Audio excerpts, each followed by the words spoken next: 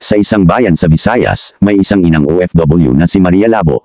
Umuwi siya mula sa abroad matapos magtrabaho bilang kasambahay sa isang banyagang amo na sinasabing sangkot sa itim na mahika. Pagbalik niya sa Pilipinas tila ba nagbago ang kanyang ugali, naging tahimik. Malalim ang mga mata at madalas nakatitig sa kawalan. Minsang gabi habang nasa trabaho ang kanyang asawa, inihain niya ang ulam sa kanyang mga anak.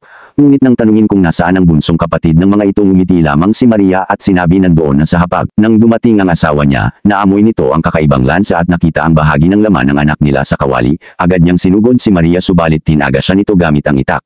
Tumakbo ang lalaki kahit duguan at humingi ng tulong sa mga kapitbahay.